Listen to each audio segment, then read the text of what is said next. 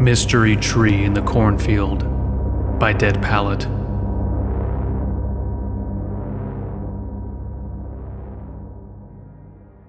It doesn't take a lot to disturb a scene you've seen 1,000 times.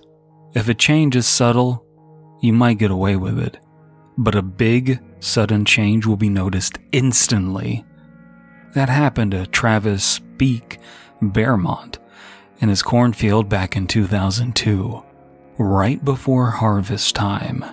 He woke up one morning to find a strange tree planted smack dab in the middle of his cornfield that hadn't been there the day previously.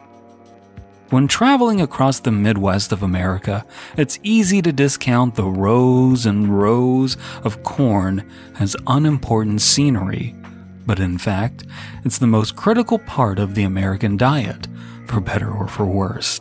And discounting the part that it plays in our lives is dangerous. Amber Waves of Grain is our national anthem because it's part of our character. If anything happened to our stock of corn, America might literally collapse.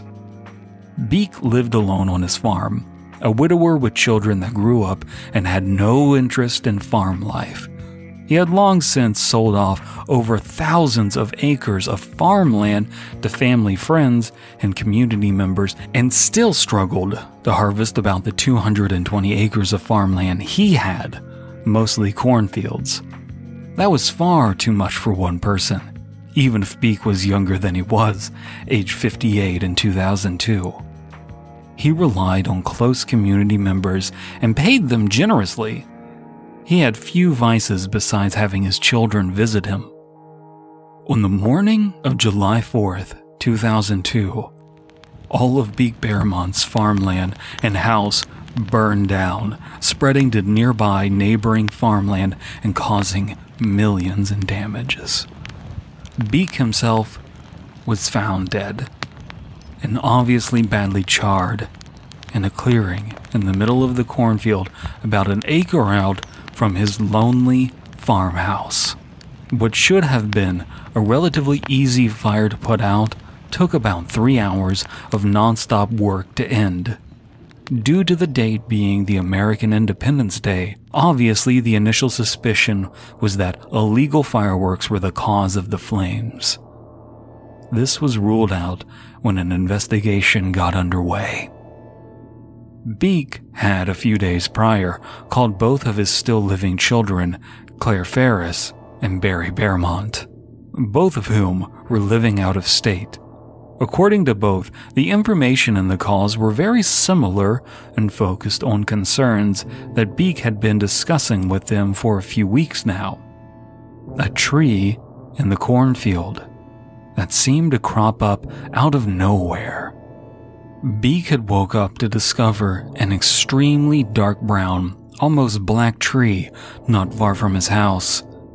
Its leaves were light green, bordering on yellow.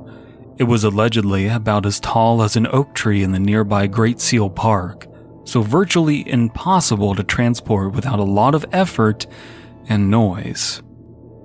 The bark was reportedly patterned like a northern red oak, but the colors were all wrong. It stood straight up and looked to be deeply rooted right there, a few feet of birth on all sides where it claimed the soil from the corn stalks. Its own little personal space. Claire also mentioned Beak describing it giving off a garlic-like odor when up close, nose almost touching the pillar of the tree. Both shrugged off Beak's claims as the ramblings of a man starting to go senile. This was certainly odd for both of them, but their father did crave attention. Both also didn't recall the tree, but claimed to have doubted their own memories. I mean, after all, they no longer lived there. An oak tree in the middle of a cornfield didn't make sense, but they were busy starting their new families. No need to focus on the family and life they left behind in another state. As more information came to light, it was discovered that one of Beak's part-time farmhands was contacted about moving the tree. Billy J. Ridgeworth worked for about 3 farms as a farmhand and seller at the farmer's market. Beak talked to him when he was working a table at the farmer's market. Billy J. agreed to come take a look at the tree and figure out what all the fuss was about. Beak seemed to be doubting his own lying eyes, according to Billy J., who was a man about town with a booked schedule due to the season. It was later agreed over the phone that the best time to take care of the tree was when Billy J. would next come to help with harvesting. The last significant report involving the Greenfield corn fire was the neighboring farm owner, Frank Allen, who ended up suffering losses from the fire less than a week later. He saw the tree and thought it was an odd sight. He knocked on the door to Beak's home, but got no response. He figured Beak must have been taking care of something, but wanted to get a closer look at this tree. He similarly reported feeling like he was losing his mind when he saw the tree. When he reached the base of the tree, he was hit with an intense garlic and burnt marshmallow smell. The nearby corn stalks were showing signs of death. The stalks and ears warped outward away from the tree, and the color was noticeably grayer and less brilliant than the corn stalks further away from the tree. Same was true of the soil in the surrounding area. With that, Allen left the farm with no answers, content to just ask about the tree next time he bumped into Beak. After all, it wasn't any of his business anyway. Beak Bearmont was the only person killed in the fire. No one else was even injured. It's unclear how the fire started, but there was no tree in the center of the farm when the fire was put out and investigated. There would be evidence of a tree, but there was nothing.